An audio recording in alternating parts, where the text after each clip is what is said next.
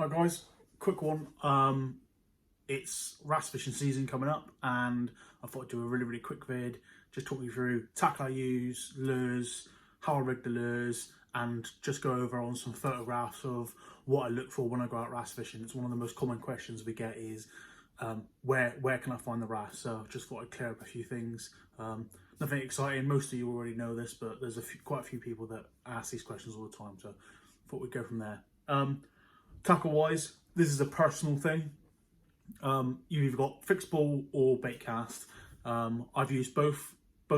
There's no right or wrong answers to what to use. I personally nowadays, for the last fair few years, I've used bait casters purely because I've used bait casters since I was like a young lad in a freshwater game, and I just enjoy using them. So I mean, the sort of gear that we're using would be, I mean, here's my setup. It's sort of like a, you need to aim for, I would say roughly a rod that it casts no more than an ounce, sort of 28 grams, being 30 grams being the maximum. And I've used like the Temio injections, which are like 18 to 21 grams.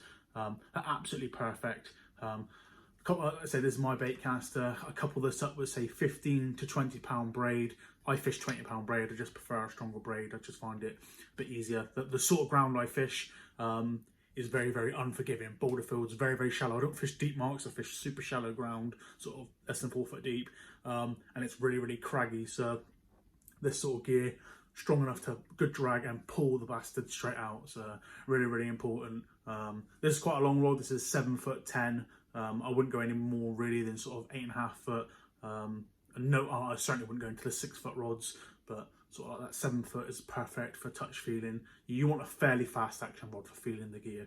You want to be able to feel the bottom, but also feel drop bites, pullbacks, and obviously what wrasse are famous for, slamming the rod over. It's really important you get yourself some nice gear. There's lots and lots of gear on the market now. Shops like Tolbo Manor and places like that you can buy kind of Japanese style gear relatively cheap and affordable. So whether it be fixed ball or bait cast like this, there's something out there for everyone. Can't fault it. Also for me, quite important in some marks, not all marks, but would be a net. Now this is a Japanese style light game net. It extends to 2 meters. It's a telescopic carbon handle, and all we do is slide it out. Got a nice little belt loop there, and the net folds out. You just pull the latch back, and there you go. Perfectly big enough and deep enough for wrasse over 5. Perfect. Just gives you that little bit of security. There's nothing worse, and trust me, I've had it. When you're out fishing, you get a big one on, it's lip hooked, or there's only a couple of you, and getting a real big fish up the rocks without, 1, losing the fish or snapping a line, but 2, damaging the fish. I can't stand seeing people dragging these fish up onto the rocks, bearing in mind they're soft skinned. You don't want to do that. Look after the fish. I mean, we're not saying unhook and max and all that shite, but be a little bit more careful. And I just feel a net, in some sense, you don't always have to carry a net, but I feel a net sometimes perfect for just assisting you when you need it, really. Tackle wise, couldn't be any more simpler, and this is the key bit. John Tyzak asked me this the other day on Facebook. Doesn't know how to start with regards to rigging. Couldn't get any more easier. There's a few different styles: Texas, Geeker, Carolina. That would be the 3 popular methods. Texas, you can have either standard Texas or pegged, and I'll go through that in a minute. Geekers are like a hook with a weight attached that you bottom bounce, perfect for crawl baits or any floating baits because you can pin it right to the bottom. And then Carolina, very similar to the Texas, but the weight is a set distance away from the hook, a swivel or a stopper, so giving that lure a lot of freedom to move around. Real key. So I'll just quickly show some of the gear I use. Weight wise is cone weights, so they can be big, like this 14 gram, half an ounce, for when you're fishing real deep water, or what I could like to call knocking, where you get it right down and you're banging the rocks. And I've watched wrasse react to noise, they really do. So glass beads and heavy weights knocking the bottom can be deadly, but generally sort of 7 grams, perfect. Tungsten or some of the lead copies, they're absolutely perfect. They're inexpensive. You can, if you shop around on eBay and stuff like that, you can get quite big quantities of these. Tungsten's a bit more expensive, but you don't want fancy tackle because ultimately you're going to lose a shitload of gear. You can use glass beads to go between the hook and the weight. Unfortunately, I don't have any other. I don't tend to fish glass beads that much. Hook wise, Christ, the market is massive for this. EWG or worm style hooks, you want something with a bigger gape. I tend to fish 1/0 to 3/0 depending on the baits. Bearing in mind, I like to fish 4 and up to 5 inch baits. I don't like to fish tiddly stuff. I'm not into the light crap. I like to fish big baits.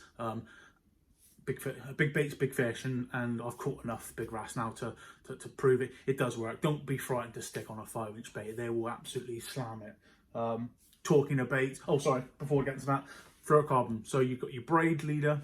I say use 20 pound. I also use, this is DFC. If you can get this, it's a really good quality braid, not majorly expensive. Fluorocarbons, again, 15 to 20 pounds.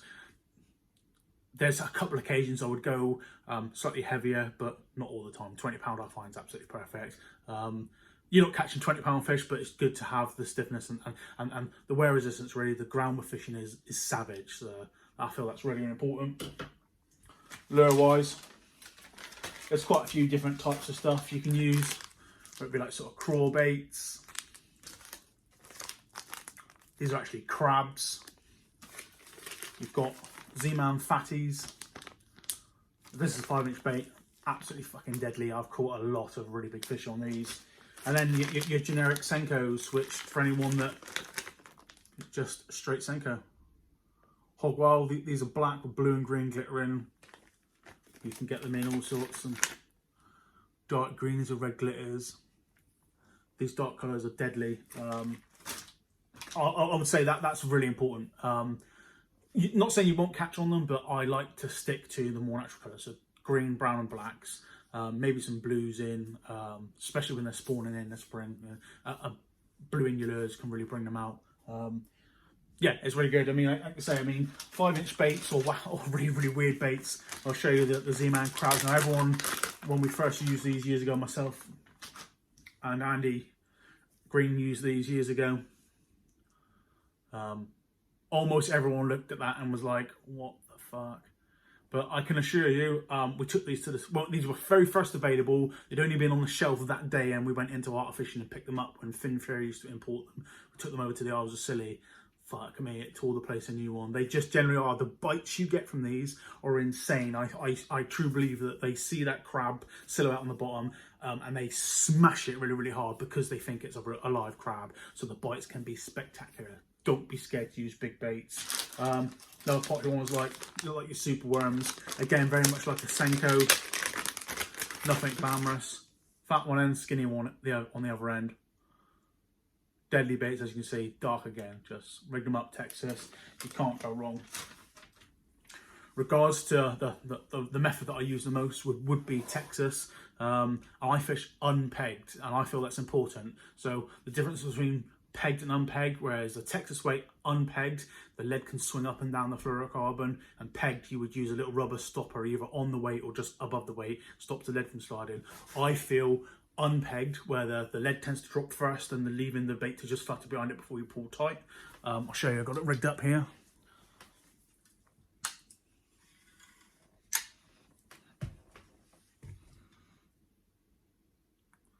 So there you go. So my net bait, a Frio Gamakatsu G-Lock, and that's actually a 10 gram cone. And like you see, it's free to run up the line. No bead, that's my preferred setup. It's nice and simple. When you do lose, I'm not saying you lose loads, but you can lose loads. It's just a hook and a weight and a bit of lure. There's no need. I've seen people using swivels up the traces and all sorts of crap like that. It's bollocks. You don't need any of that at all. And if anything, tethering a fish using those sort of methods, if it snaps off and it's got a swivel still attached, there's running the risk of a fish swimming around with stuff hanging out its mouth. Totally irresponsible in my mind. But you get people online that have said that's how they use it. That's up to them. But I feel that's irresponsible. I like to fish it like this as basic as possible. No, these baits specifically are biodegradable. They fall apart after a while. They've got such a salt contact and they swell up and just fall apart. And also these are freshwater design hooks, so they will rust out over time. I feel that's quite important. And if it was pegged, you'd have a little rubber stopper in front of the cone here or just up the line to allow limited movement. There's no right or wrong. I prefer it to be unpegged. And you can also, like I say, you can also put the point of the hook back into the lure to make it even more weedless. Again, personal preference, you can or you can't do that, there's no right or wrong. If you've got real snaggy ground, that does work, but it has a downfall of, you can, as it's tearing up the bait, it will tear the bait up a bit, so you tend to trash lures a bit more quickly, but that's really it. That's how basic it is, and that's my preferred method. The next thing really would be to chop and change, play around. Don't be stuck by just one style of lure. Try. You tend to be fishing with your mates, so it tends to be a bit of friendly competition between friends. You tend to bounce ideas off each other. It's really important to keep changing. I've been fishing next to my friends that have had a certain type of lure on, and they've been catching, or vice versa. I've been catching, and the other one isn't. Bringing the change, those small changes can really help. I mean, moving, say, from a Z-Man crab down to a plain Senko, that finesse technique can either kill or cure. They can either go wild for a more finesse technique, or stick a big bait, 5-inch fatties. Like I say, the fatties are, as you see here, they are a very big bait. Don't be scared of it, because they slam them, absolutely slam them. One of the most deadliest baits you can use. And it being Z-Man, they're pretty much indestructible as well, so well worth it. What we'll do now is I'll quickly show you through some stills on my iPad of one of the biggest questions we get asked is where are the fish? So I'll show you now quickly on here. I've just got a couple of images saved on here, which I hope you guys will like. We'll try and find you some good stuff that you can check out, and it gives you a bit better of an idea. So you can see that looks pretty rough, doesn't it? Now, to me, if I'm looking on Google Maps, which is my #1 resource, that is exactly the sort of stuff I want to be seeing. So say you've got fairly deep water, but it's clear. You've got all these reef and rocks and gullies. I just feel for myself, if you're looking for ground, I mean, that's perfect. As you can see on the top of the page here, you can see there's a trail. That's important. There's no point you scouring down the cliffs if there's no access to it. The next photograph I'll show you now is kind of like the next step in what you're looking for, especially with modern maps. So what you can see here is a mark. Now, it doesn't show very well here, but I can show you on Google Maps, Google Earth, this is such a valuable tool. As you can see, there is a trail coming down to the rocks here, but from above, you can't really tell the gradients of this slope. Now, hopefully you can see that sort of. It's a lot better in real life on Google Earth, but I've tilted the camera back so you can see the gradient. So you can see that, yes, there is access to that. You'll be gobsmacked the amount of times I've looked at a mark on Google Earth, and it looks shit hot. You think, fucking great, we're going to nail them here. You actually get close to the mark and realise that you've got 100-foot cliffs to get down to it, and it's totally inaccessible. That is really important. I live on Google Maps, and the ability to go to 3D when you're looking at the maps, to be able to see these gradients, I feel it is massively important. Something else, we've got another mark here that you can see. And it's the same sort of style again. What I'm looking for are these broken grounds, weedy bays. They've got rocks, sand, and all these little ledges and gullies that are there. This is the sort of thing the Wrasse are looking for. And if you can get access, you can see just here. You can see there is a trail down to this track, to this mark. Not easy to get to, but good fun to fish. And these marks, I'm not going to kid you, they are a bit of a slog. You're walking a long way to find some of these marks. You want to get away from the masses. Wrasse are a residential fish, so you want to stay clear of the marks where everyone goes, because those wrasse, they're not hard to catch. So they get battered pretty quickly and they shy off. So traveling to your marks is pretty good. I'll show you another mark here quickly. So let's have a look what we've got. Here we go, perfect.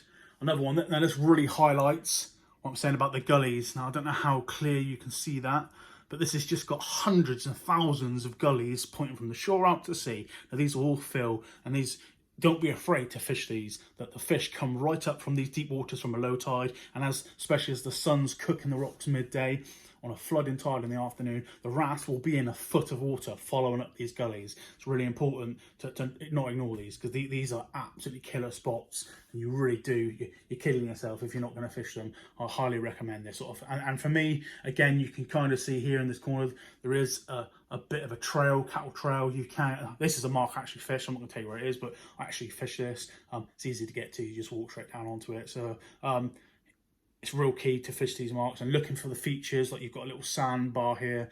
You can fish into this along these weed edges here. The fish go mad for it. So look for these features, these sort of features as it's flooding on the warm rocks. Remember that the shrimps and the blennies will come out onto the weed once it's been warmed up by the sun on a low tide. So when it floods up over that in the afternoon and it's been warm, all the blennies and the gobies and the bugs will come out onto that seaweed to feed on all that cooked beta essence, cooked food that's sitting there. The wrasse are right behind them, and bass as well, but the wrasse are right fucking behind them, slamming them. So don't be afraid to fish super shallow ground. I can assure you, I'm the same again here. Boulder fields, it's the same principle. Fish boulder fields. If you've got a venue that's got this sort of stuff, concentrating on these areas will make your catch count tenfold, and it's worth it. Paying some serious time to it, and don't be scared by the shallowness of the ground. I've wasted a lot of years over the years chasing fish in big deep gullies. All of my recent fish, decent fish, come from this super shallow ground. In some cases, we're sight fishing them, so don't ignore it. Let's show you a couple bits of ground now that you want to ignore. Like that.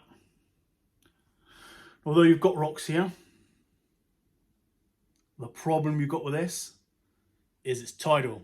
On a low tide, this is completely dry, completely sand. There's people walking their dogs and crap all along here. Now, not saying there won't be wrasse moving up onto that, but for me, these big marks that clear, right, I mean, the tide goes right out past this. This is a full beach of sand. Those fish don't like that. Although there may be the odd one, but keep clear of those. If you've got this sort of ground, in my opinion, walk past it. Don't waste too much time looking for marks like that. Another one, prime example, storm beaches. There's just no fucking point. Wrasse, and this is quite an important one. Wrasse, they're not like a bass or a pollock that are used to swimming around in raging waters. They hunker down. They don't like the big swells. So big open storm beaches like this, where the big tide's coming in and out, and the waves and the swell crashing in and out, it just puts them off. You will catch wrasse in these areas, but if you want consistent, really good wrasse fishing, stick to the slacker bays. Keep clear of these sort of surf beaches. It's just not worth it. Bass fishing, totally opposite fishing. But for the wrasse, even though there will be rocks in each end of these beaches, they're not as productive as some of the shallower coves. I can really say, by the hand on my heart, it is stay away from those sort of things. And you see like fish like these. All these are all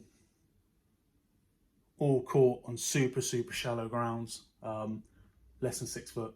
So it really does work. It pays a lot of dividends to concentrate on that. The last kind of thing really, once you've kind of eyed up your grounds by using that Google Earth, it's a really important tool to use. Once you've done that, always fish with buddies. Never go out on your own. It's just not worth it. The sea takes no prisoners. It's not a place you want to fuck up on. So study the ground, do your homework, don't just rock up. I get it all the time. People from up country message us wanting to come down and fish for these wrasse. Brilliant, get crack on. It will blow your mind how good the fishing can be. The scenery, the fish. What's more better? They fight like fuck. The bites are insane. You get them out of the water and they're just stunning. You can't beat it in my eyes. Absolutely amazing fish to catch, and I'm very lucky and very blessed to live in a part of the country where we have lots of them. So, but study your ground, do your homework. I mean, not saying get a guide, because I don't think you need a guide really. Wrasse are easy to catch as long as you put the homework in. Research around, Google Earth, check people's websites. I mean, I have my page, Evil Wrasse Cult. There's fucking tons of information on there. You can't go wrong. And ask. The fishing community is full of friendly people that are willing to help. Myself, yeah, I'm not going to give you my prime locations away, but I'll certainly help you out. I'll certainly put you on the right location, whether it be products or areas to kind of look at. Because I feel at the end of the day, I want to give back. I was lucky to work in the industry for a good number of years and travel around a bit. And I want to share the experiences I've had by being part of the small crew of people. It was sort of like 6 or 7 of us back in the day that kind of real push wrasse fishing in the early days, and we tapped into something pretty friggin' special. So I want to share it with you guys. Hence videos like these to make it a bit more accessible. That's about it really. Take a good camera, although most of us have camera phones in our pockets now, so they do just as good.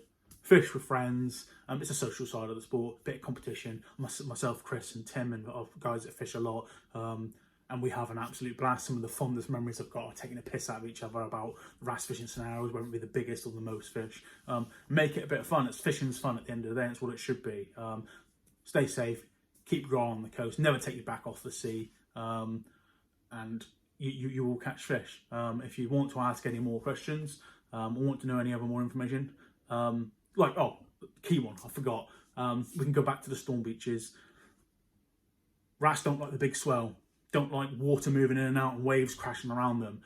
A real key bit of information that I give out a lot, it's worth knowing. If you're looking for your marks, look for stuff that points southeast, not southwest. If you want consistent fishing, because we get a prevailing wind and seas coming up from the southwest, crashing into Devon and Cornwall. Now, if you've got stuff that's pointing westerly or southwest, those swells go straight into those, if these fingers are the gullies, just slam straight to this and just tear it all up. But if you've got stuff pointing southeasterly, as it comes in, it uses the gullies to mask, and it's like windbreaks, so it gives them the shelter. It's another real good little tip. Look for stuff that's pointing away from the direction of swell, and you'll catch a lot of fish. Don't ignore the shallow water, and study Google Maps like it's your Bible. I can't say any more than that really. Get out there. If you want to have a fish or got any questions, just give me a shout on either Wrasse Cult the page or drop me a PM on my Facebook. Happy to help out whenever. Hope you like, and I hope that's helped out a little bit. And any questions, just give me a shout. Anyway, let's get this lockdown over and go fishing. See you later.